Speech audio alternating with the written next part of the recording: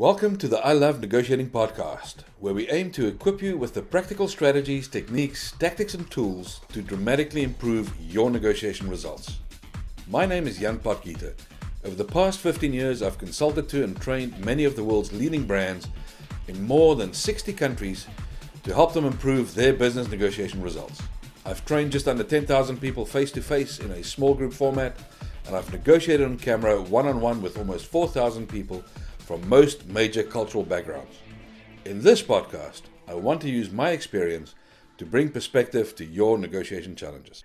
So, Darren Ruiz, thank you very much for joining me today. It's both a privilege and an honor to be able to get a perspective from your experience and your view of life, as it were. Thanks, Jan. So, welcome to our podcast. Thank you, and thanks for the invite. So Darren, interesting thing. I mean, SAP, obviously one of the premier companies, premier brands in the world of business, been around for a long time. What is your view? Why has SAP continued to be so successful for so long in an industry that is really, really competitive? I think there's a few reasons. SAP has, for over 4 decades, have produced very relevant technology.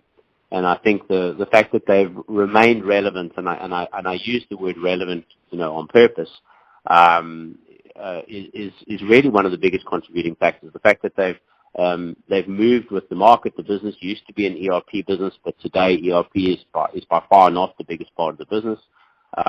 Being able to move with what our customers are looking for, I would say is one of the big reasons. And then the second one is that SAP has a great reputation for having a very high customer empathy.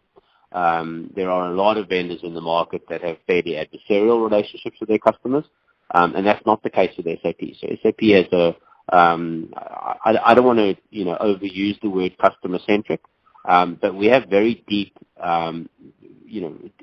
very, very close relationships with our customers.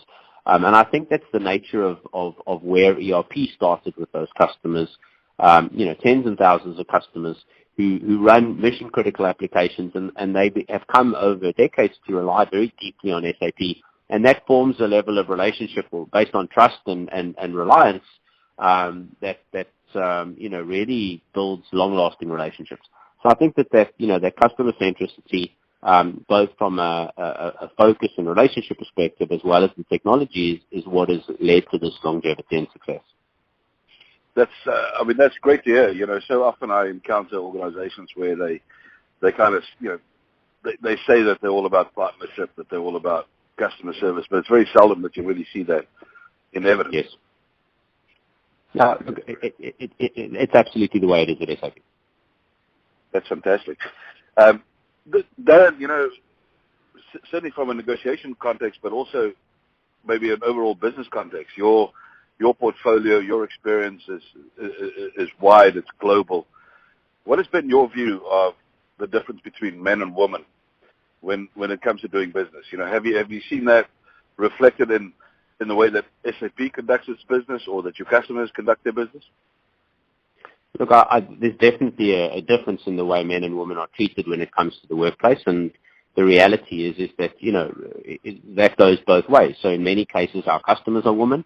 In many cases, the employees or the salespeople that we're putting in front of customers are women, and there's always a different dynamic. When there are two women dealing with each other, when there are two men dealing with each other, that dynamic is always different. And what we try and do, what I've always tried to do, is to try and make sure that we have a good match.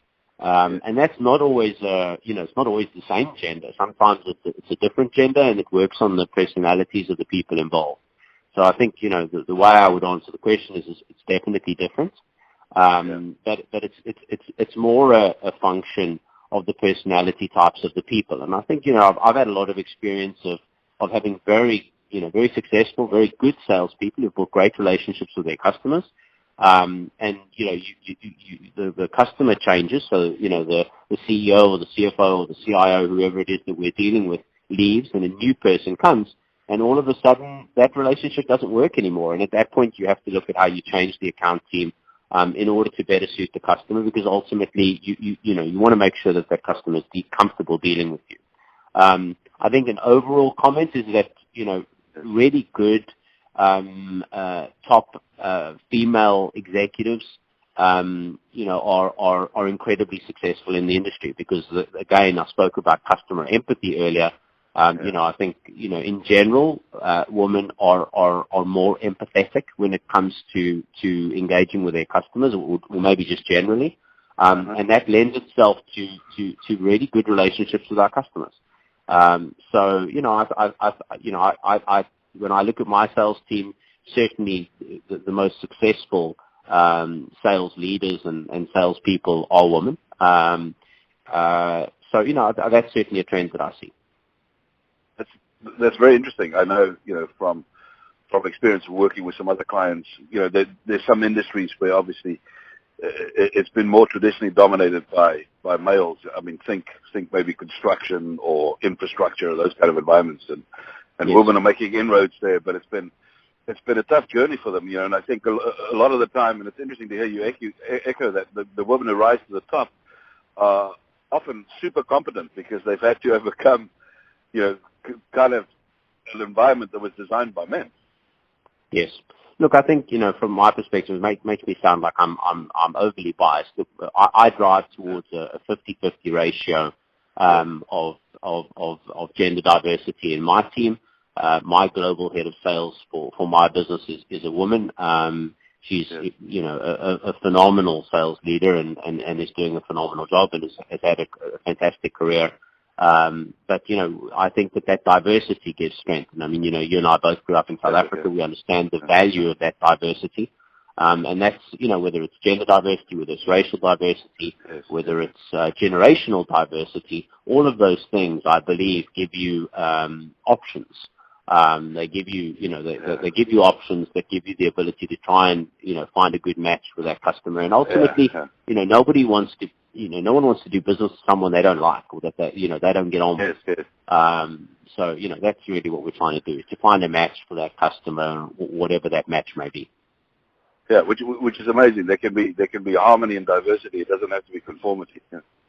No, absolutely. No, I mean that lack of diversity. When you end up with sales teams where everybody's the same, whether they're all women, whether they're all the same age, whether they're all men, whatever it is, that lack of diversity tends to lead to an unhealthy environment. Very interesting, Darren. In your experience, what's your view of the conventional wisdom when we talk about business negotiation? What is your experience taught you? I mean, look, it's an interesting question because I think everybody's idea of what conventional wisdom in negotiation is probably different. I think, it really depends on what you mean by conventional wisdom. Maybe if you give me a couple of points on what you think the conventional wisdom is, and then I'll comment. I ask guys when we work with them, I ask people, I say, what do you understand? What do we mean with the term negotiation? Probably the standard response is folks will come up with something like, it's a win-win, or it's finding something of mutual benefit, etc.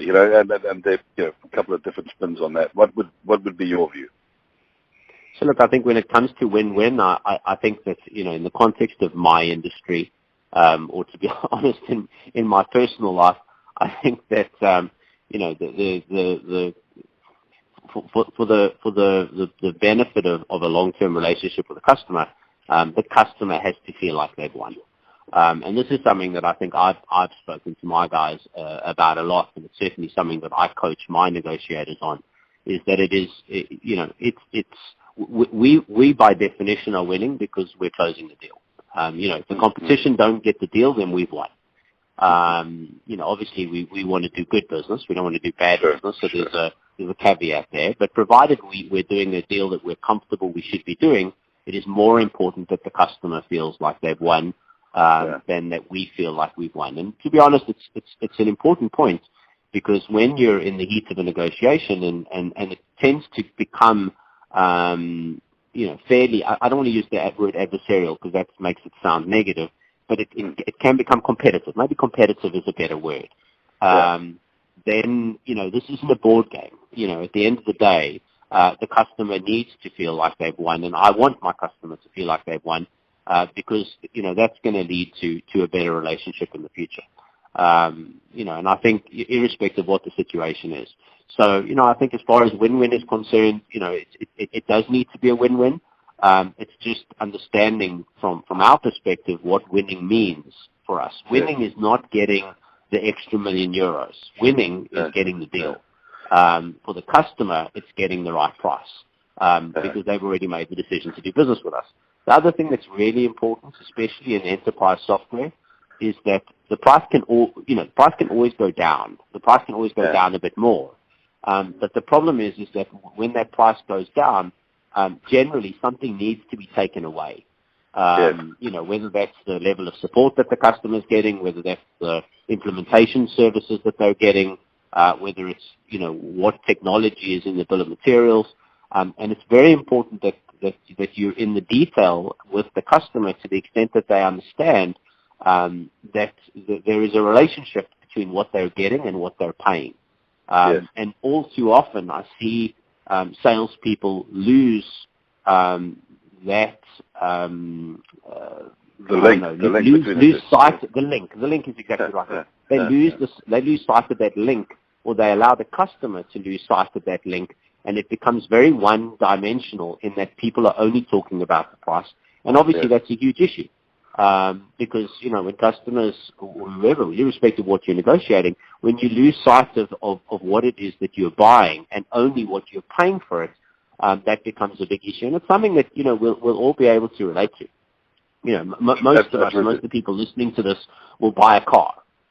And when you go in and you negotiate the price for the car, if the sales rep is not talking to you about the service plan or about the extras that are on the car, etc. If you remain focused only on the price and in the background you're busy removing stuff as the price goes down, then that becomes a problem.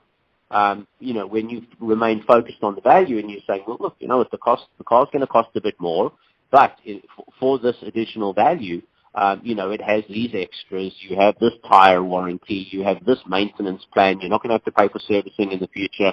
It's got this roadside assist value. Then people are far more comfortable with the price. But the reality is that all too often we do lose sight of what customers are getting for that value, and then it becomes problematic. It's interesting what you say, Darren, because I think a lot of people think of negotiation as an event rather than a process. Yes. And that's often when you get surprised with having to deal with the kind of confronting price in a one-dimensional way. If you recognize, and clearly to me, it sounds like you guys are really good at doing that. If you recognize that negotiation is an overall process where, the context, for the transaction is created right up front, and then it incorporates all these different levers, all these different things that comprise the value, then, you ease things along. Obviously, if it just gets down to price, often we just find ourselves haggling. Sure. Look, I think another data point there would be that, really good negotiators, and this is not a negative towards the customer, whether they're on the customer side or whether they're on the other side, really good negotiators will get what they want, and the opposition or the person they're negotiating with will feel like they've got what they want, because you've got a level of transparency and they followed a process, as you put it. That creates a better understanding of what everybody's getting. I have lots of examples of where, a customer situation, and, this is whether it's at SAP or at my previous role, where a situation will be escalated to me with a customer where when I dig into it and I speak to the customer, the price that they've got is actually very, very good. The value is very, very high, but the customer is unhappy. And then there will be other situations where, I'll do an analysis of a large deal, and I'll go, wow, from an SAP perspective, this is a phenomenal deal, and yet the customer is very, very happy. And then it comes down to how we've negotiated the deal. It comes down to, as you put it, the process.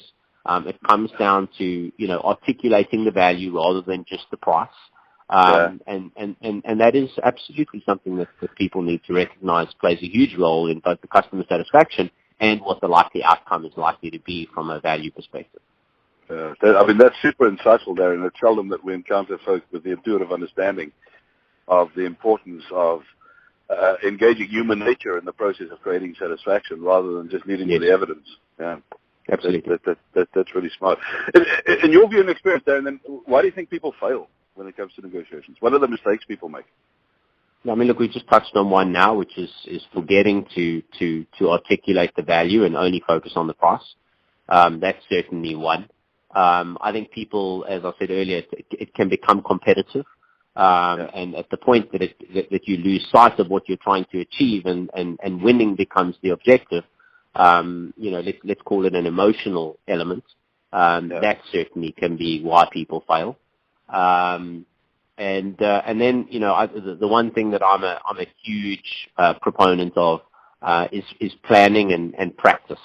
If we're in a situation where we're negotiating something with a customer, then I want a lot of planning to go into it. If we've got a specific negotiation event or we've got a call, irrespective of what it is, then for every 10 minutes in front of that customer, I want an hour of prep, 2 hours of prep to make sure that we understand the detail, we understand the strategy, we understand exactly what it is that we're doing, so that we're better able to articulate that value. So we're not allowing blind spots. And then, I want to role play it. We put people in the room, and I want to understand exactly, what it is that they're going to say, so that we ensure that we are conveying the value, and ensuring that we understand the customer perspective. Because the reality is it's very easy to become myopic sometimes and lose sight of what the customer view is. You can become overly focused on your side of it. I spoke about the value that customers are getting. It's very easy to go, well, look, you know what, you're going to get that roadside assistant, you're going to get the tire policy, and you're going to get the windshield protection. If the customer doesn't value those things and the customer doesn't want those things, then there's no point in putting them in. And I find that in the role plays that tends to uncover those blind spots. So the preparation is a big thing also. That's amazing. That's amazing, that insight there, Darren. Very mature view. From your perspective, so a couple of things that are interesting. Whenever we work with organizations, and this has been true just about anywhere in the world we've gone, and I've had the opportunity to do this in 60 countries, and I've never had a different answer. Everybody always says to me that the most difficult negotiations that they face are not the external ones. It's not the ones with the customers. It's the internal ones. Aligning your own organization. Would you say that this is something that's also true in your environment, that those tend to be more challenging, the internal ones? Yeah, I mean, I think that SAP's got 83,000 odd employees, and I think in an organization this size, there's a certain amount of control that is put in place to make sure that the commitments we make to customers and the way in which we do our business is ethical and consistent. You would imagine that trying to make sure that 83,000 people are all giving the same message is a relatively complex thing to do. So I think that the internal negotiation can be difficult. One of the benefits at SAP, and you have to know where to go, but one of the benefits at SAP is that we have quite a flat structure. It's not very hierarchical. So a sales guy is very likely to reach out directly to me and say, look, I'm trying to do this. I'm getting some internal resistance. Can you help me?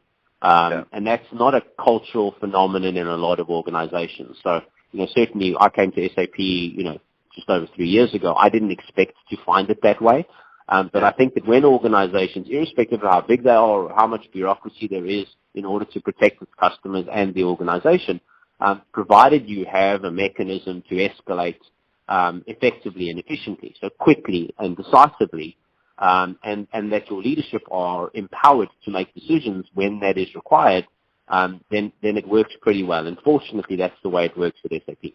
So, although there are processes and protocols in place, the escalation is fairly simple, and it's encouraged. And fortunately, as a leader in the business, I am empowered, which means that I'm able to cut through, that complexity pretty quickly. Yes. So, that helps a lot. But yes, I would agree that in most organizations, that internal negotiation can very often be more difficult than dealing with a customer. Yeah. Amazing. Okay. And Darren, What's your view? And I know this is once again, it's not intended to be a loaded question, just more anecdotal. What is your view when it comes to cultural background? So SAP obviously, even though it has German roots, very very international, very global company, operates probably in just about every country where folks do big business. What is your view? What is your experience when it comes to culture and negotiation? Yeah, look, we touched earlier on the fact that it comes down to people's personalities, and what I would say is that there are certainly some countries where the cultural nuances are very dominant and tend to override what are largely global trends or global characteristics. So countries like Japan, for example, or Israel, for example. Where the complexity that you deal with, and Israel and Japan being opposite ends of the spectrum, they can be very very consistent in their characteristics. With the Israelis being very adversarial, very vocal, and very consistent in the way that they behave, and the Japanese exactly the opposite.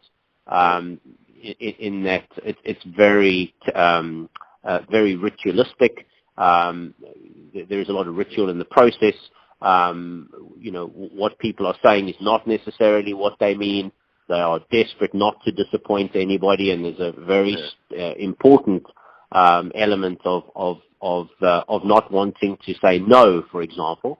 But again, like the Israelis, but on the opposite end of the spectrum, they're very consistent. In that behavior. You're going to find the same thing from most customers. But I would say that, outside of those two, there is a lot of commonality in what people want and the way that they go about getting it in most countries that I've worked in, and look, I've worked all over the world. So, I think it's outside of those two, which come to mind immediately because they're so consistent in their difference. Whether it's, I'm just kind of rattling it through my mind, whether you're in Brazil or whether you're in Mexico, whether you're in Indonesia, whether you're in South Africa, it really comes down to the person that you're dealing with. And really it comes down to the same thing, which is that, people want to feel like they're getting a good deal. They want you to be transparent. They want you to be consistent. And if the one thing that I would say, for the sales leadership that are listening to this, or for executives that are leading to this, is that one of the biggest problems that I have in understanding what's happening in a transaction is typically when I'm getting it second hand or third hand. There is no substitute for me getting on a phone or getting on a plane and getting in front of a customer, because in 95% of cases where I'm being told there's a problem, there isn't really a problem. We're just not listening. My ability to cut through that by getting in front of a customer or getting on a phone with a customer, in 95% of cases, I'm able to solve the problem because I actually get the information firsthand, rather than getting it filtered through somebody who's either misunderstood or doesn't want to give me the news. So, it's not unusual for a deal to be forecast or for a transaction to be forecast, and then there's a problem, and I'll get 26 excuses why the deal can't happen. And you get on the phone with the customer, and they go, look, I told them 3 months ago I wasn't going to do the deal. You go, well, okay, I'm glad I made this call. So, a lot of it is smoke and mirrors, and I think, getting to the source of the information is often the best way to get to the bottom of it. And a lot of the, where this question started was the cultural differences. A lot of these cultural differences are used as smoke screens to obfuscate the real information. And would you agree, that through the increased use of email and phone calls for interaction rather than face-to-face meetings, obviously it amplifies the opportunity for misunderstanding.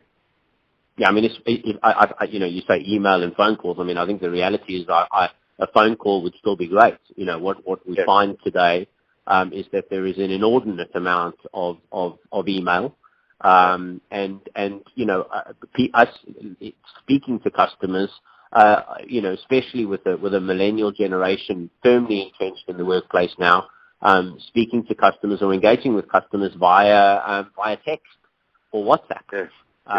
And, yes, I think we all know from our personal lives what the propensity is to misunderstand what's going on when you're having a WhatsApp conversation with someone. I think, there is little substitute for being able to just pick up the phone or get in front of a customer. That is certainly something that I encourage, my people to do more. Try not lose that human touch. And ultimately, you need to build relationships with people. We started this conversation with the importance of being able to build a relationship with someone. People, it's an overused term, but people buy from people. And we will all have experienced the situation where, you're working an account, you have little success, and then there's an account management change and somebody comes in and all of a sudden the account is lit on fire and there's loads of opportunity.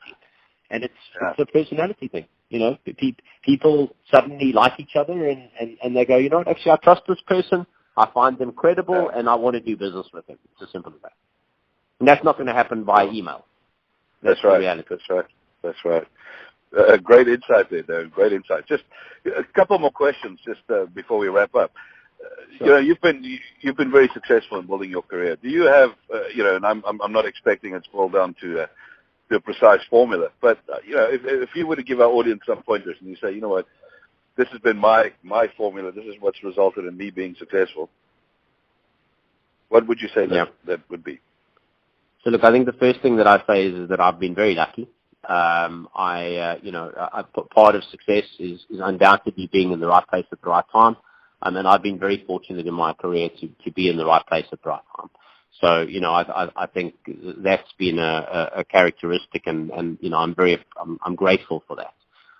The next thing is that I work very hard, Jan. I'm a solid 16, 18 hour a day person. And, I can tell you that I haven't put an out of office on my email for the last 15 years. Up until fairly recently, I had a very unfortunate health situation. But, in the last 13, 14 years before that, I haven't had a sick day from work. I work really, really hard.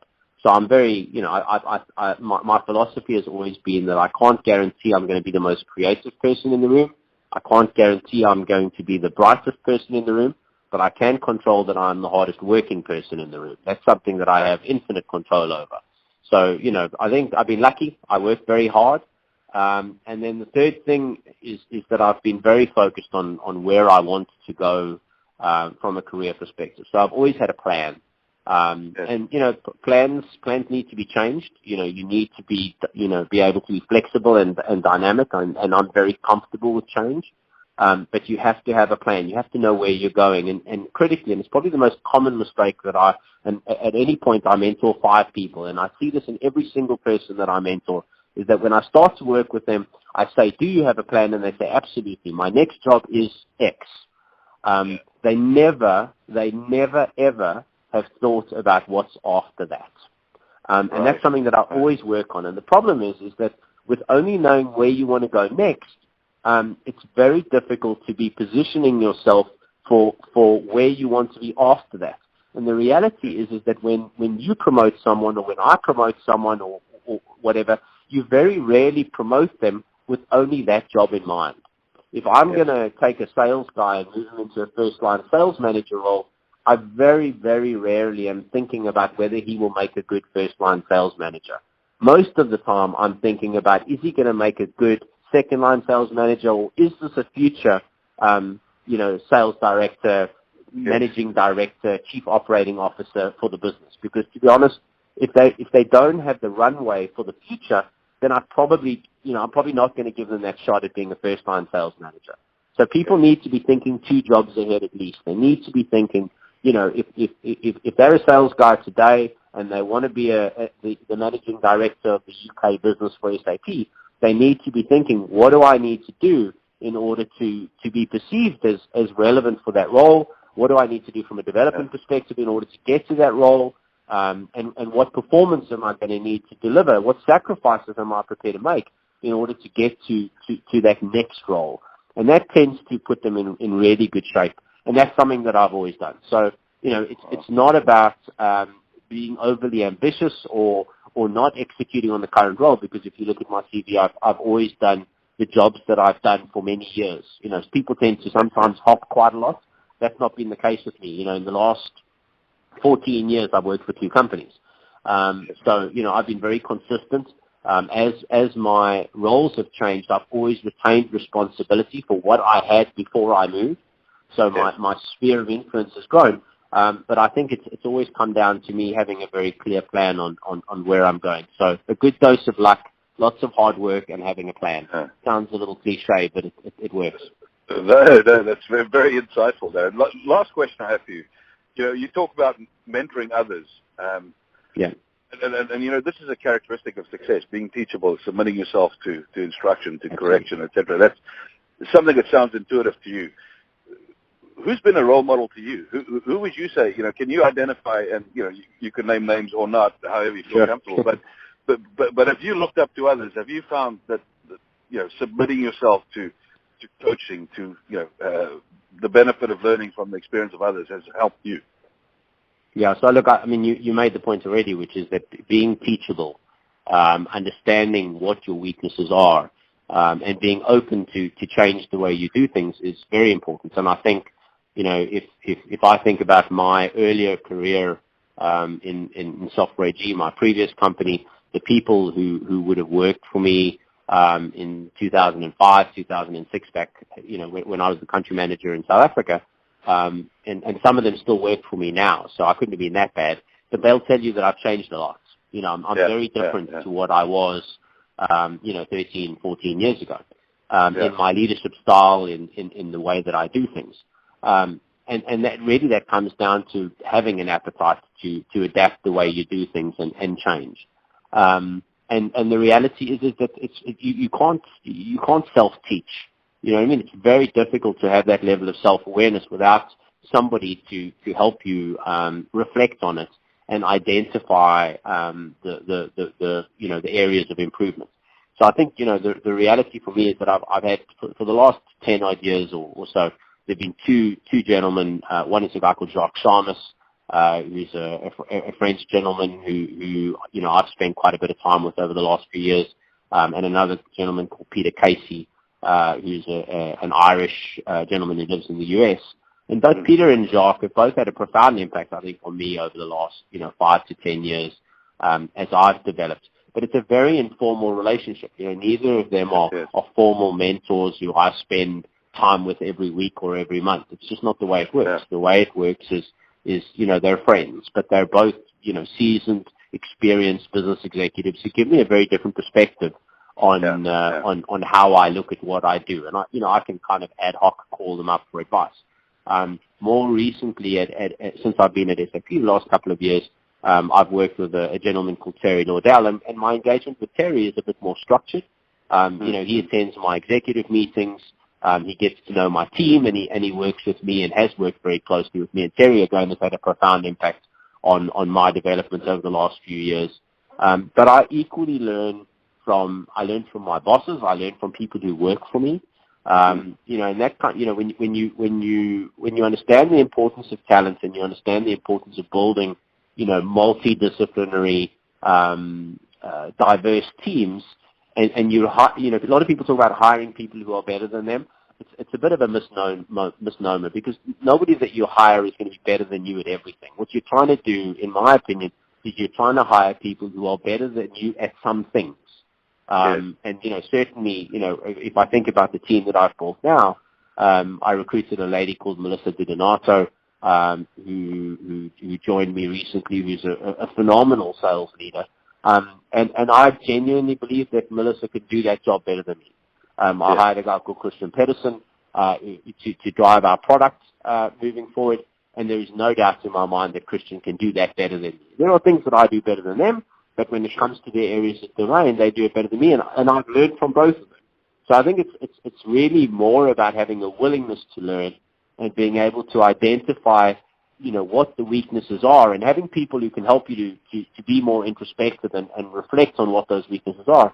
That leads you to become, better at what you are. And it doesn't matter whether you're, whether you're running a 3 billion euro business at SAP, or whether you're an individual quota carrier salesperson, that introspection and ability to self-reflect and improve yourself, both personally and professionally, is very important. It's a phenomenon that, people are very eager to learn and to acquire knowledge and to adapt when they're at school or when they're at varsity. But I see a lot of people hitting the workplace and they think that process has ended.